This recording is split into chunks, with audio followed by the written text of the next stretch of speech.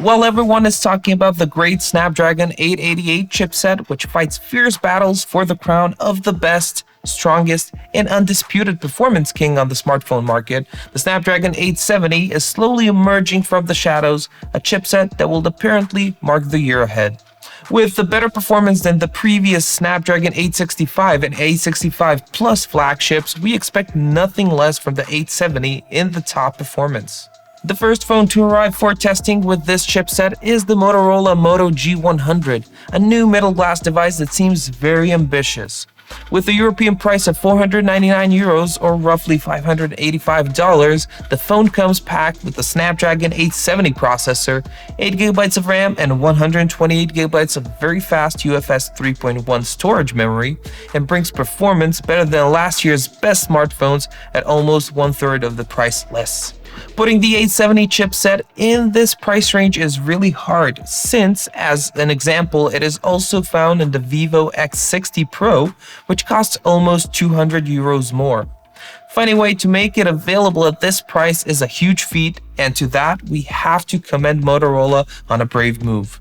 At the moment, while we're still waiting for the Poco F3, Motorola definitely doesn't have any competition in this price range and will certainly capture the interest of anyone who is looking for an extremely fast processor at an acceptable price. Plus, the aforementioned Poco F3 is not the clear winner in terms of all specs compared to the G100 model when you look at the comparison sheet. Also, we won't be expecting the Poco F3 right away since it would easily cannibalize the rest of the Xiaomi's phone lineup, including some recent ones. All in all, the G100 definitely has a month or two to brag about being the only phone with an extremely powerful processor and still a true mid-range price. On paper, the G100 seems like a great device with a decent price. Motorola made a strong decision that they're going to release near flagship level performance at a price point that doesn't go over €500, which certainly deserves praise. The question is, if the aforementioned performance is everything? Stick to the end of our video to find out. The Moto G100 comes in a plastic chassis with a plastic frame, but this is definitely not the impression you get when you hold it in your hand. The frame is massive with a nice shiny finish that you can't tell from a metal one until you scratch it with some other metal object, which we did not do, of course. The build quality is at the highest level, so nothing on the phone moves or gives in under pressure, even if you try hard. The frame surrounds a slightly curved 6.7-inch IPS screen with Full HD Plus resolution and a refresh rate of 90Hz, protected by Gorilla Glass 3. The 21:9 movie aspect ratio feels better when you hold the phone with one hand, but unless you have extremely long fingers, you won't be able to reach the top of the screen with only one hand. Clearly, Motorola decided that this was a fair compromise. Narrow, long phones provide better one-hand grip, but makes it more difficult to use with one hand, while models with a slightly more conventional aspect ratio provide greater comfort, physically larger screen area, but awkward single-hand grip. The screen has slightly more noticeable bezels, especially on the bottom, but also very curved corners, which follow the curvature of the body and emphasize it. The two front cameras are housed in the punch hole openings in the upper left corner. A 16-megapixel standard and 8-megapixel ultra-wide camera for taking pictures with friends and wider selfie shots. Not a favorite solution for many, but there are also those who like this solution. If you're surprised by the fact that G100 comes with an IPS instead of an OLED screen, we will once again remind you that the price of this phone does not exceed €500. Sure, there are phones with AMOLED screens in this price range, but they don't have such a powerful processor, not even close. The screen brightness is good, as well as the contrast, so you will be satisfied with the phone even on a sunny day. The screen supports HDR10, so you'll fully enjoy movies and shows on Netflix, Amazon Prime, HBO Go, and other services. What somewhat spoils the overall experience for that purpose, though, is the lack of stereo speakers. The headset speaker does not double as a second speaker, so for best experience, you will need headphones or external speakers. Good news is that the G100 comes with a 3.5mm audio connector, so those of you who own high-quality wired headphones will now be able to put them in use. For those who gave up on wired headphones, there is also a Bluetooth 5.1 with A2DP and low energy support. On the bottom edge, in addition to the aforementioned 3.5mm audio jack, you will also find a USB-C 3.1, a speaker, and a microphone opening, while at the top there is only a secondary microphone. Motorola is not giving up on its Google Assistant button in its G series phones, which is located on the left side above the slot for 2 SIM cards or 1 SIM card and 1 micro SD card. In a slight recess on the right side, just below the thumb area, there is a power button with an integrated fingerprint sensor, and right above it, there are volume control keys.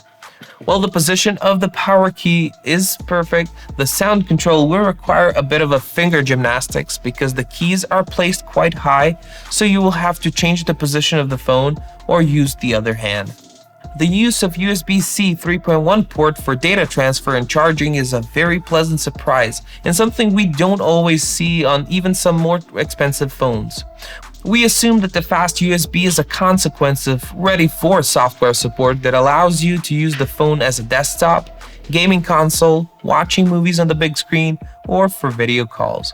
When you add the UFS 3.1 standard for storage memory, it is clear that the G100 has excellent data performance in every aspect. The color in the back of the phone changes between green, blue, and purple depending on the angle at which you look at it. The discrete Motorola logo is located where the Moto G phones usually have fingerprint sensors, while the camera body carries 4 lenses, a flash, and an additional microphone for better audio for video recording.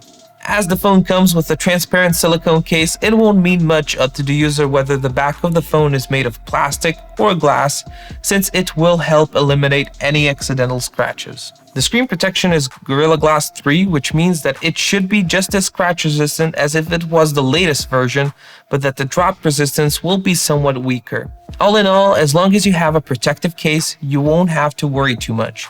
We should note that the screen is a bit dimmer around the camera in the very corner, which is a known thing for screens with this type of selfie camera. We have to admit that with Motorola phones, we like their attention to details, and those little things with which this company wins over its users. If we ignore many cleverly designed gestures for which Motorola has been known for years, when you take selfies depending on which front camera you use, main or wide angle, a circle will light up around the lens to let you know where to look, even though the cameras are only 5 to 6 millimeters apart. The increasingly popular adaptive screen refresh rate option is also present here, and during testing we noticed that the refresh rate jumps from 60 to 90 Hz and vice versa, without any intermediate steps as we had seen on flagship phones. Moto G100 phone is based on the Snapdragon 870 chipset, which is also the star feature of this device. With 1 core at 3.2 GHz, 3 at 2.42 GHz, and 4 at 1.8 GHz, this chipset is a true powerhouse when it comes to smartphones. With up to 3.2 GHz on its fastest core, this is the highest operating frequency of any core on smartphones. Note that the Snapdragon 870, unlike the 888, relies on the previous generation of Cryo cores and represents an improved version of the 7nm Snapdragon 865 chipset. While the 870 uses a combination of the fast Cryo 585 and slightly slower Cryo 385 cores, the strongest 888 chipset relies on the 5nm Cryo 680 cores, which have slightly lower clock speed but are significantly improved. The Motorola Moto G100 comes in 2 memory configurations, 8 128 and 12 256 GB, so you can choose a version with more memory right away and have a more future-proof phone. The camera system on the G100 seems very interesting. The main sensor is a 64-megapixel OmniVision and uses a pixel binning technology which merges 4 adjacent pixels, thus giving 16-megapixel photos. The pixels are 0.7 micrometers in size and are located behind the f1.7 lens with a focal length of 25 millimeters. Also, it uses time-of-flight laser-assisted face detection autofocus system. The ultra-wide-angle lens captures 16-megapixel photos with an angle of 117 degrees. Plus, it also doubles as a macro sensor. To help with the macro photography, there's an LED ring around the lens that helps with object illumination. The other 2 sensors are the time-of-flight as well as the 2-megapixel depth sensor. When we talk about the performance of the main camera, we have to say we are quite satisfied, especially with the details and sharpness. The colors are reproduced beautifully, the white balance is precise, and dynamic range is good, especially when all of this is put into the perspective of a price of this device. The situation is similar with wide-angle lens. Thanks to the autofocus, the sharpness is good, as well as the amount of detail, with a little more noise than on the main camera, which is to be expected. The colors are still true to those in reality, though with a much narrower dynamic range, which is always a weak point of this type of camera. The software nicely corrects the lens distortion, but there is no option to disable it and maybe get a bit of extra width. Macro mode is not activated automatically, but is a special option in the camera software. Given the resolution of the sensor, the images are very good but require a lot of light to preserve the details. There is also the aforementioned LED ring that adds light in low light conditions, but it seems to us that this is a bit too much, proving to be more of a nuisance than it actually helps. If there was an option to adjust the light intensity, the ring would be much more usable. This way, it can be a bit too strong and ruin the shot. Night photos are where all of the flaws of phone cameras, no matter how small, are highlighted the most. The Moto G100 takes good night photos with flaws corrected by the use of night mode. Here, we primarily mean a somewhat narrower dynamic range, especially in the shadows, which open up somewhat when you turn on the night mode. Images are generally good with a lot of details, especially when your subject or object is somewhat illuminated. The wide-angle camera doesn't shine in the dark and there is no night mode to help. The sharpness decreases from the center to the edges. The details are somewhat blurry and there is a lot of noise, so it is recommended to avoid this camera when the light conditions are challenging. The main 16-megapixel selfie camera also uses pixel binning, so the resulting images have a resolution of 4 megapixels.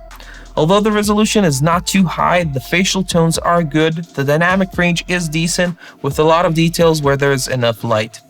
The wide-angle selfie camera is much softer than the main one, with narrower dynamic range and lower contrast.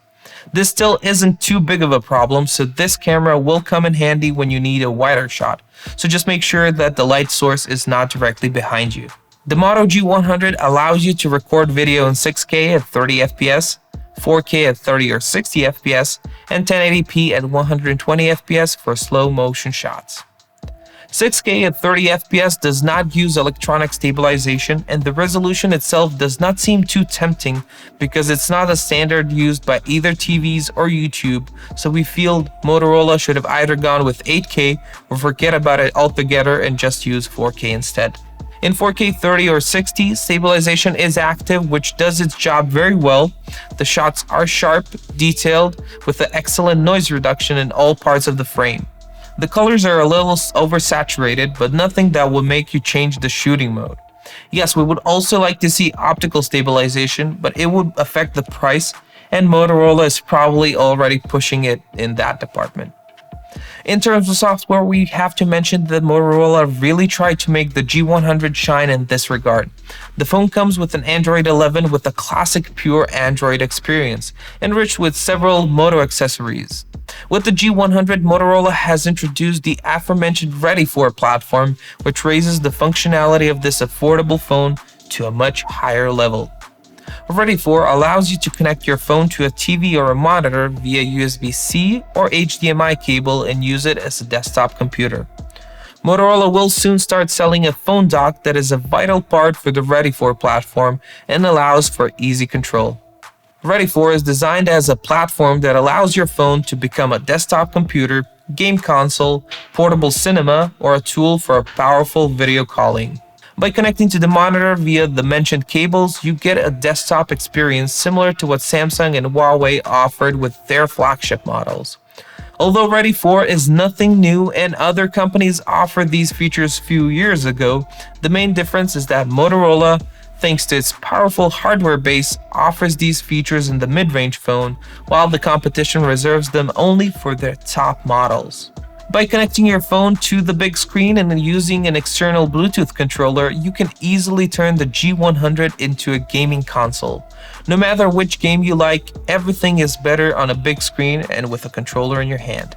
An addition that we especially liked is ability to play video content on a large TV screen without the need to install an adequate application on it. The Moto G100 allows direct streaming provided you bring an HDMI cable, which greatly solves the problem of screen and phone compatibility. Of course, Motorola also enables the use of its powerful rear camera when you connect the G100 to the TV, in order to have a far better video calls, a large TV screen to better see the person you are talking to, and a large main camera sensor so they can see you better. At the price this phone goes for, ready for is a serious software platform that users will be able to appreciate. Best of all, this is just the beginning, and there is no reason for Motorola not to continue developing this platform to provide added value to its users. The part we haven't mentioned so far is the phone's battery and the charger that, unlike some, still comes in the package. With 5000 mAh, G100 has the battery capacity which is popular among the current mid-range phones. Since manufacturers do not feel the need to make the mid-range phones ultra-thin, we often see a trend when they pack some beefy batteries with 2 to 3 days of autonomy. With about 2 hours of charging from a fully discharged battery to 100%, the Moto G100 will provide its users with up to 2 days of autonomy. At the end of our 10-hour YouTube playback video test with 50% screen brightness, there was 44% of the battery remaining. This should be taken with a grain of salt because in the YouTube application, the screen refresh rate drops to 60 Hz, so the autonomy for each user will vary depending on their affinities and the way they use their phone. In any case, 2 days of use will be realistic for every user, unless you really go overboard on gaming. With the most powerful chipset in this price range, the Motorola Moto G100 seems like an extremely good purchase. The mid-range Moto G100 offers performance better than last year's fastest phones, extremely fast internal memory and data transfer, a good camera system, and a good battery life. Add to that the free Ready For software package, and the list of good things for the Moto G100 is getting longer. Yes, the frame could have been metal and the back could be glass. A zoom camera would fit nicely, as well as an OLED screen at 120 Hz, but then the price would most likely be 30% higher and the phone would have completely had different competition. The real objections we have to the Moto G100 are the slightly slower charger and the average design of both the phone and the user interface. The dim pastel colors on the backgrounds of the Moto G100 phone makes the screen look much worse than it really is, and the slightly boring stock Android looks like it's from 2016. A small redesign of the user interface would not hurt, as well as a bunch of new wallpapers that would freshen up the look and not affect the final price of the phone too much, if at all.